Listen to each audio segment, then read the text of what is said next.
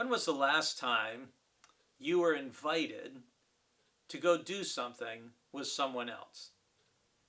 Someone maybe invited you perhaps to a birthday party, or maybe they invited you and said, hey, could we have lunch or breakfast or dinner together?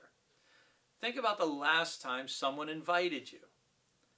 Now, when someone invites you, do you ever have a response later on thinking, I should invite her to lunch or breakfast or dinner or something, or I should invite her to the symphony, or I should invite him to a ball game, whatever the case may be.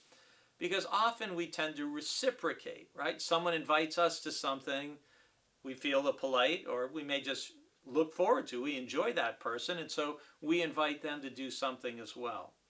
Well, in the 14th chapter of the Gospel of Luke, Jesus, in especially verses 7 through 14, Jesus talks about humility.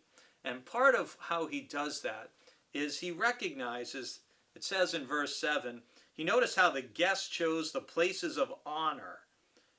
And so he told them the parable. So think about, a big dinner, and so everyone's angling to want to sit in the most prominent visible place, or the place closest to the most famous person there, or the most well-regarded person there.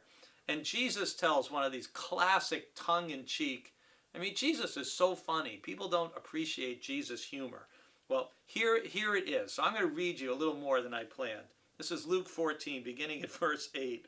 Jesus says, when you are invited by someone to a wedding banquet, do not sit down at the place of honor in case someone more distinguished than you has been invited by your host.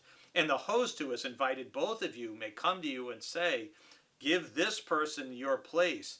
And then in disgrace, you would have to take the lowest place. But when you are invited, listen to the humor here. Go and sit down at the lowest place so that when your host comes, he may say to you, friend, move up higher. Then you will be honored in the presence of all who sit at table with you. So this is Jesus' way of saying, if you really want to be a social climber, you're doing it the wrong way. If you try to take the best seat for yourself, take a lower seat, and then everyone will see when you get elevated and see how special you are.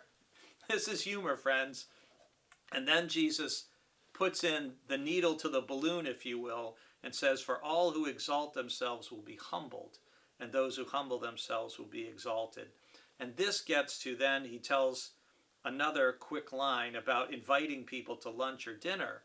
And what Jesus says, beginning in verse 13, is, but when you give a banquet, invite the poor, the crippled, the lame, and the blind, and you will be blessed, because they cannot repay you.